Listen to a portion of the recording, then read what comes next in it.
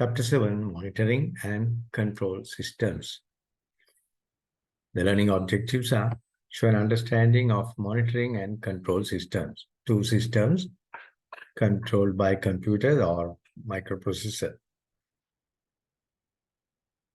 Show understanding of how bit manipulation can be used to monitor or control a device. So we'll be learning about control systems and monitoring systems, the similarities, the differences, and also how we can manipulate bits to control these devices.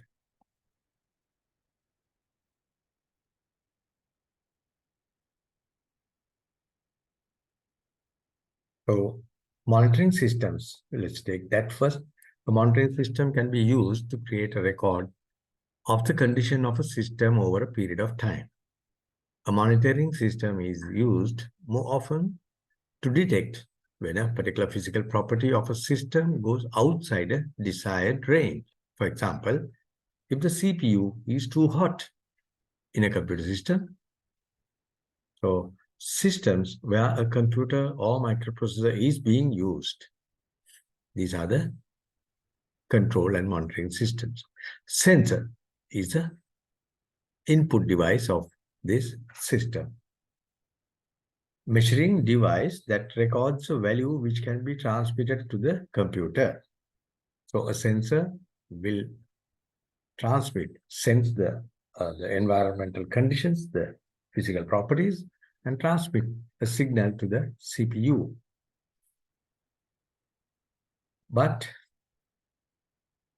example of a sensor for measuring temperature is a thermocouple, which outputs an electrical voltage that changes with temperature. These are, you must remember, these are analog signals.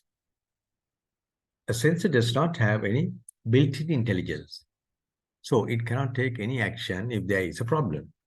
If the temperature measured becomes dangerously high, it is the computer that sounds an alarm. The sensors cannot do anything. Sensors just keep sending signals. So you get sensors to measure the pressure, the humidity, carbon monoxide, pH, sound, and various other things. However, a little bit more explanation on this. You can always refer to these because these are on the website. Any number of times you can refer if you can't remember something or if you don't understand something, repeat these. That's the best way. So sensors measure physical quantities from where? From the environment and generate analog signals. Remember the terms are analog signals by the sensors. Example, light, temperature, sound, motion, pH, humidity, etc. So analog cannot be understood by PC or the processor. So what do? You use an ADC, which is called analog to digital converter, to convert the signal to digital so that it can be sent to the PC, which the PC can understand and handle it. So PC, then what does it do? PC compares with a stored or preset value. That's called a parameter. A preset parameter or preset value. If not in safety range or desired range, not always safety and danger, because in a case of AC, air conditioner, what is this preset value? Like 20 or 16, whatever that you set with the remote control, that's the parameter you set, the value you set to get the result. So that is the range. So that's a desired range. So if not in safety range or desired range, I have put safety here because many systems use to send alarms and all that if it is out of the safety range. Then what happens? Raise an alarm. That is in monitoring. Monitoring systems only raise an alarm and then just keep quiet. Won't do anything else. But in corrective action, that's in the control systems, not only the alarm, but a corrective action also will be taken. right? For example, if the AC, the room temperature is higher than the set value, it will start the cooling fan, cooling motor. Many other things. There are many other things I can mention, like what in a greenhouse. Greenhouses are controlled by control systems easily. So there, you might get low humidity or high humidity, where it's not desirable. So then the computer will decide, depending on the signal received by the sensor, the humidity sensor.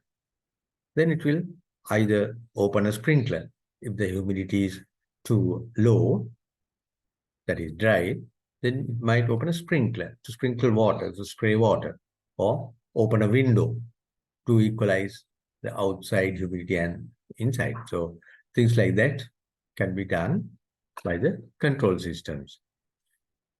The many corrective actions. So the corrective action also, PC sends a signal. So PC sends digital signal to the actuators. The output is done by the actuators. Here the input is done by the sensor. The output is done by the actuators. So actuators need high voltage like analog signals. Digital won't do. Then what happens? The digital signal is converted to analog using DAC, that is digital to analog converter.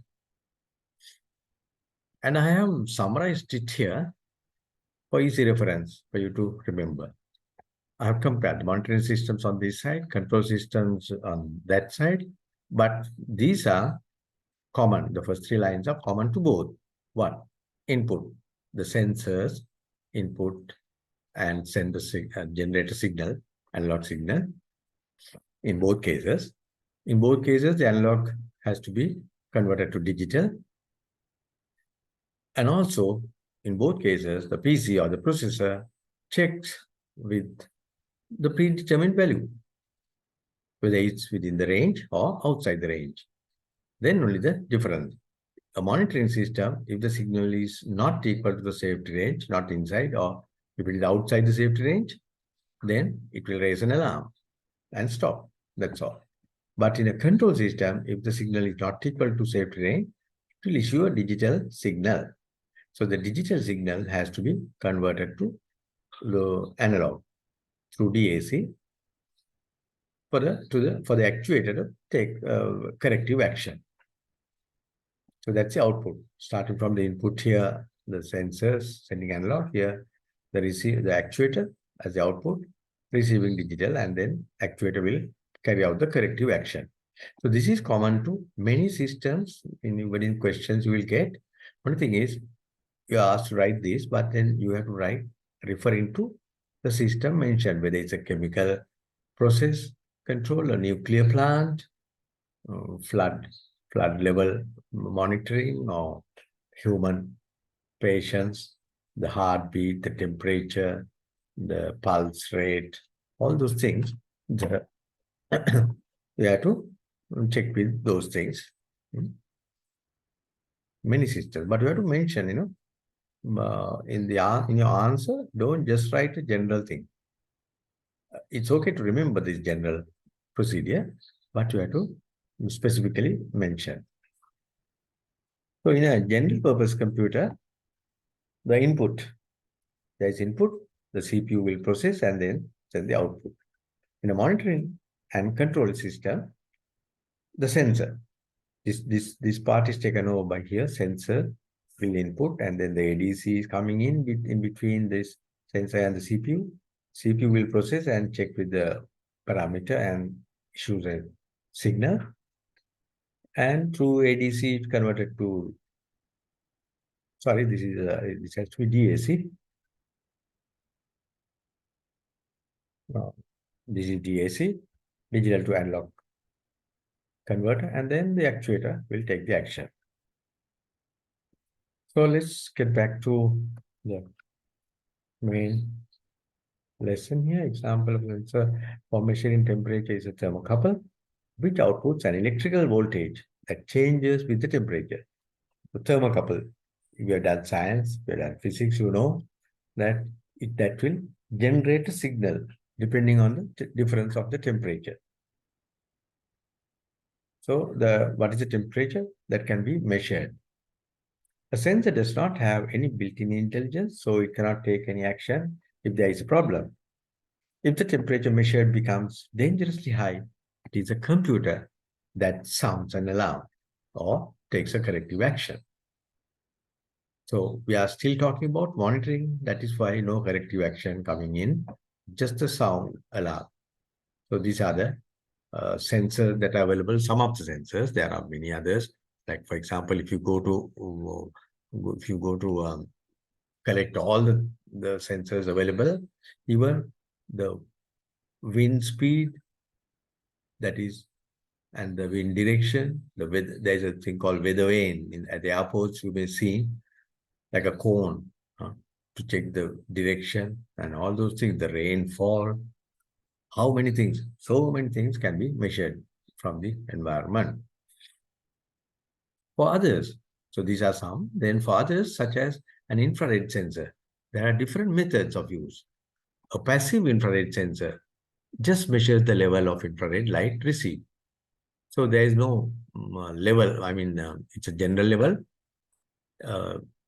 It takes action on that, whether the light, the infrared is received or not. For example, you can have infrared IR emitter from one side.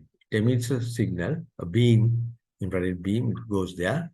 And as long as it's being received, there's no problem. But if this is broken, blocked by a human, by an animal, or some object, if this is broken, what happens? Then the sensor knows that there has been some movement here. So these are used for burglar alarms also. You can have that. Many applications can be done with this. So that's a passive, just no need of like comparing the level, the temperature. Of course, you check either it's high or low. There's no checking of the level. Just take it as a signal. Then it can be used for lighting control. Detects a human body's presence and automatically turn on the room's lights. A sensor like this you may have seen. You may have seen something like this. And a human body's presence. If it detects, and it can automatically turn on the room light so that when the human goes out, it will be off after a little while. And therefore you can save electricity. So it's very useful for lighting control using that. Then motion detection. PIR, that is passive infrared sensor. So when the people go, automatic doors can operate on that. There are many others. This is just one example. Automatic door opening system. Automatic door opening system, those days it was like pressure sensor, where a switch was underneath the rug where you step on. When you step onto the rug, anywhere in the rug, a switch is triggered and the door opens. But now you get other things like other detectors, even the camera. Even the camera can detect a movement and then open the door. Then security alarm system, security alarm system also, yes, that way you can have. And then hands-free liquid soap dispensers. Have you seen this? Just keep the hands like this underneath and the soap drips. Drop by drop it comes, and when you take the hand off, it stops. So there are many useful applications can be had with these sensors. In other cases, there is transmission of infrared light with the sensor possibly measuring the level of the light that is reflected back. So there is a level of, measuring the level is there for some applications where the light is reflected back. Other sense, now, for example, what about the scanner? Barcode scanner, have you seen? Barcode scanner, reddish, red light. And then when you keep it to the scanner will emit a beam to the barcode, and then the reflection is taken back, detected, how it is reflected. The white bars, the black bars, the barcode will give that information through reflection. Other sensors with generic names such as a motion sensor, for which different examples will be measuring different physical properties, right? So here we come to control systems, the other type. Monitoring activity plus the capability to control the system needs an actuator as the control element. It is an electric motor that is connected to a controlling device. It might be used for switching on or off or for adjusting a setting. Right? On or off for adjusting a setting. So actuator is needed, and electric motor actuator is like an electric motor which can be controlled. Actually, the name for this motor is the stepper motor. Stepper motors, if you know, I don't know whether you already know about it. Stepper motors are not just motors. Just the normal standard motors will turn in one direction, one speed, But stepper motors can be run in one direction, stopped, again, run, stop, run, stop, run, stop, start, go, something like that. And then maybe even reverse, in the reverse direction also, you can work it. So it might be used for switching on or off for adjusting a setting. That is also possible. Physical movement is possible. So a sensor, the term is a hardware device that measures the property and transmits a value to a controlling computer. And the actuator is a hardware device that receives a signal from a computer and adjusts the setting of a controlling device. So here's a diagram, computer controlled environment. The sensor is there. This is the environment, the pink colored area, controlled environment. So the sensor will sense some kind of quantity here, some physical quantity. Then it will generate an analog signal. It will be converted to digital through this, and the digital value will go into the computer or microprocessor. Then that signal, the computer will, remember I said it will check with the parameters, the preset parameters, and then issue a digital control signal, and again converted back to analog control because the actuator is there to receive that, and it will be sent to the actuator and the controlling device. And it will take if it's a control system, now we are talking about control systems, so it will take the corrective action. Example, start a cooling fan, stop a cooling fan, or something like that. For the above system, there is a continuing process where the computer at regularly timed intervals signals the sensor to provide a measurement. If the measurement value received by the computer is not in the desired range, the computer initiates a control action. The next timed measurement will happen after this control action has taken place.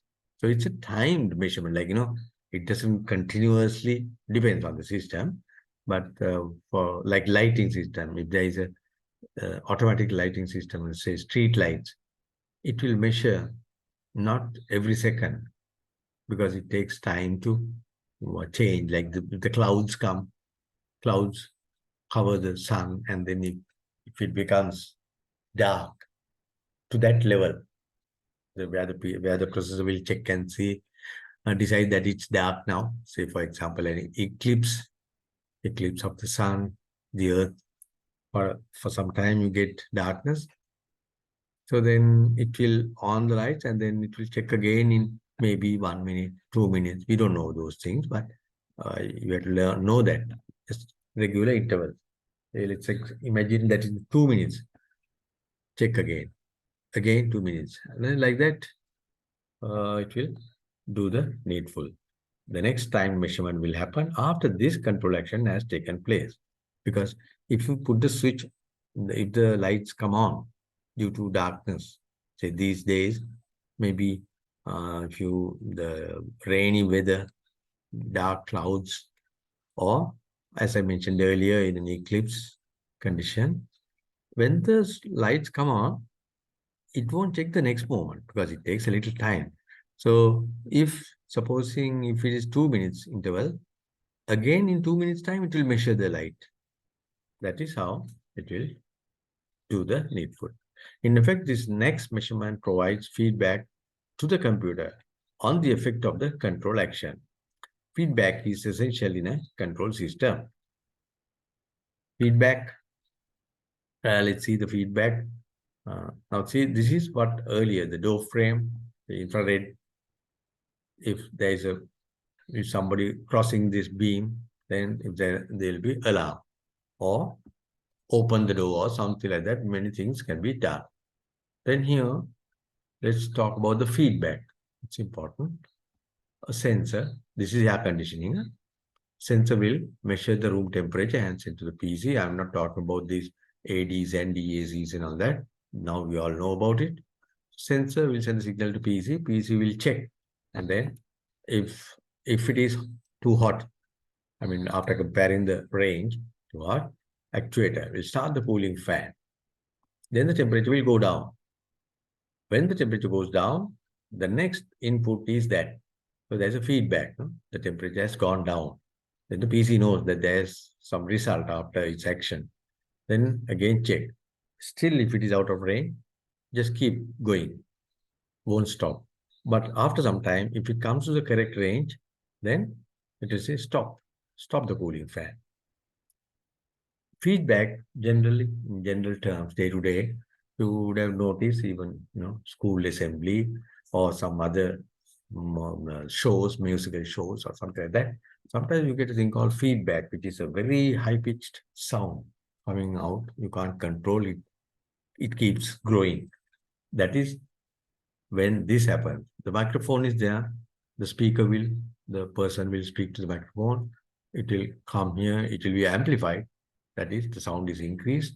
And then output through the speakers. From the speakers, the way the mic and the speakers are located, the layout, if in case it comes back to the mic, the sound, this amplified sound, then again it's amplified, then goes on and on and on. Finally, it becomes very high-pitched sound.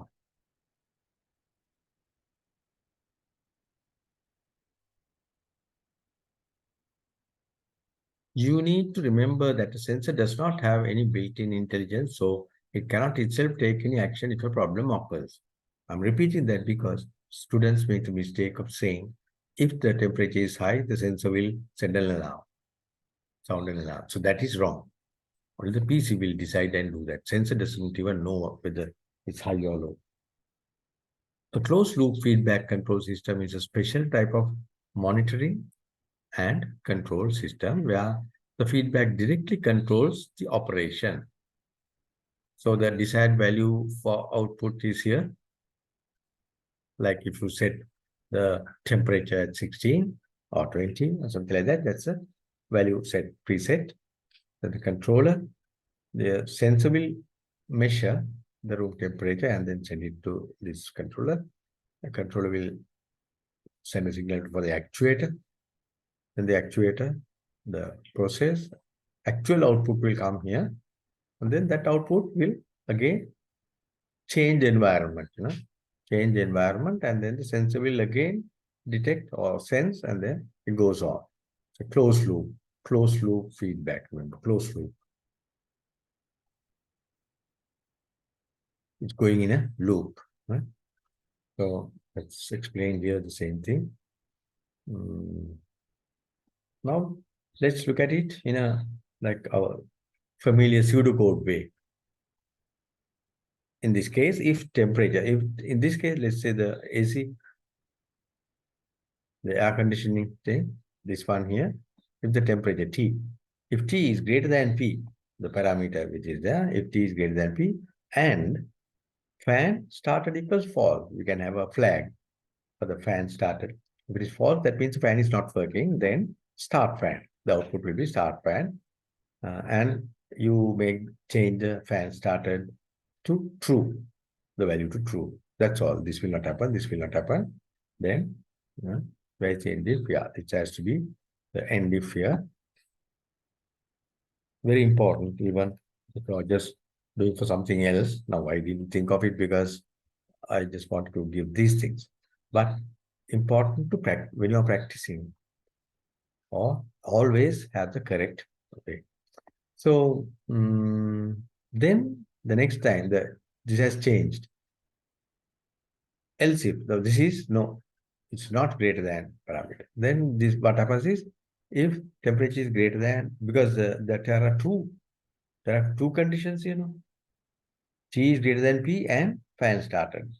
So the next time round when it comes in the loop, there's a loop. I have not mentioned the loop here, but it's understood. Temperature may be P greater than P and fan started equals true. So that's another condition. No? Now it has started. No?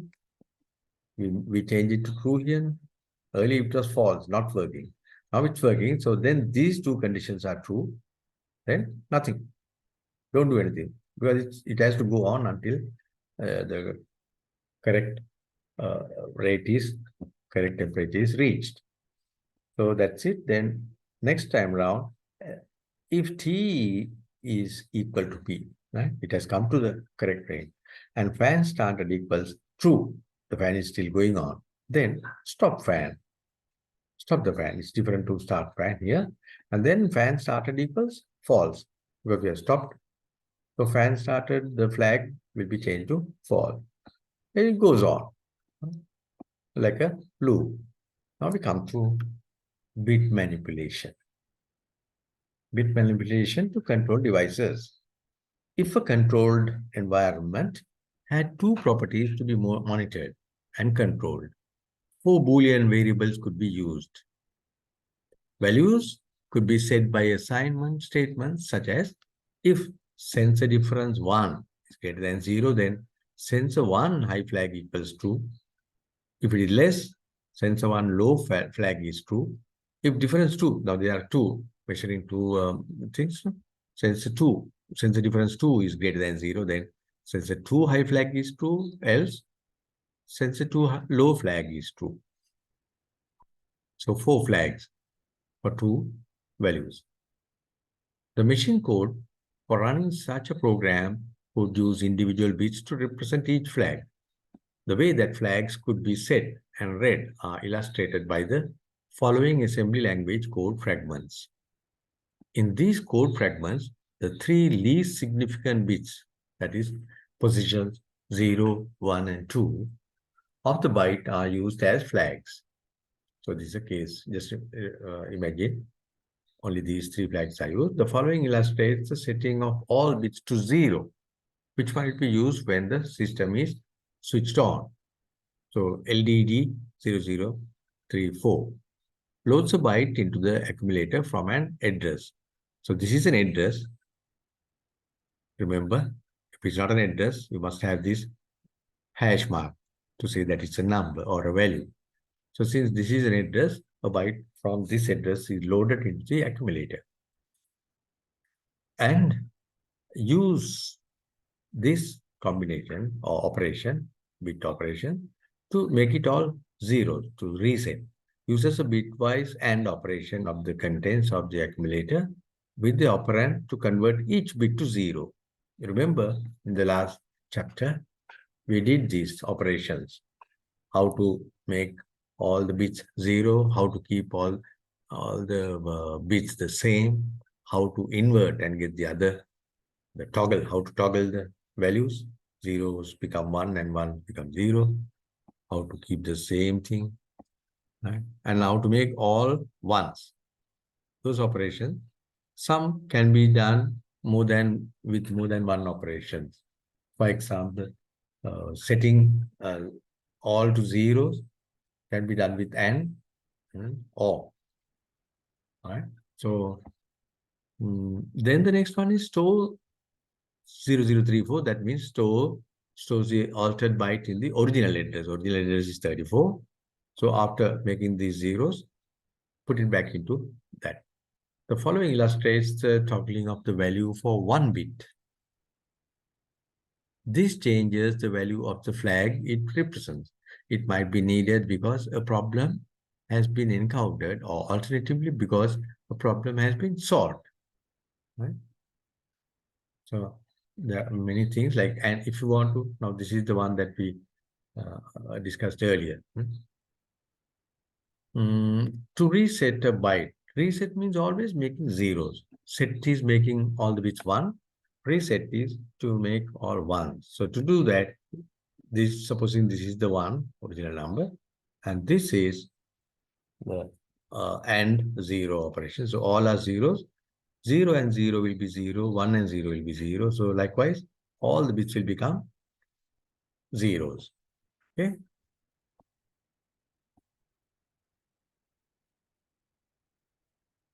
Then the next one. Loads a byte into the accumulator from an address, just like that. Then XOR with this is binary, B hash and B is a binary number, 1, only 1 bit selectively. Uses a bitwise XOR operation of the contents of the accumulator with the operand to toggle the value of the bit stored in position 0. Position 0 is this 0 bit or the first bit. Okay? That will toggle. Why? XOR means if the number here was a 0, 0 or XOR 1 will be, the result will be 1. So the 0 became 1. And if the 0, if this was a 1, then 1 XOR 1 will be 0. So the opposite will take place. What happens here? The following illustrates the setting of a bit to have value 1, irrespective of its existing value. This would be a simple way of just reporting a condition repetitively. So here, toggling, the opposite. But here, whatever the bit value, this will be the certain number. What is the number? 1, irrespective of its existing value. So what does it do? It says this is a bit 2, bit position 2. Use OR and in that position put 1. So 0 or 1 will be 1. 1 or 1 also will be 1. So irrespective of whether it's 0 or 1, the original number, this will make it 1. And this one, the last one, the following illustrates setting all bits to 0, except 1 bit, which is of interest. So how is that? Only this. If you make it AND 0, 0, 0, and the one that we don't want to change, it's here, 1. So if this was 1 here, 1 and 1 will be 1. If this was 0 here, 0 and 1 will be 0. So 0 will be 0. 1 will be 1. No change. And then back to the same position. That's a bit manipulation chart. So that's the end of the lesson. And if you remember, in the previous lesson, we have all these methods, how to make all these zeros, or if you want to make all ones. So you can refer to that and see how you can apply them to this, apply those rules to this one. So that's the end of this lesson, quite a short one, but interesting. And when you try the exam style questions, you will find it very interesting and challenging, but it's easy. You can do it. Then hope you will make use of this lesson and improve your knowledge.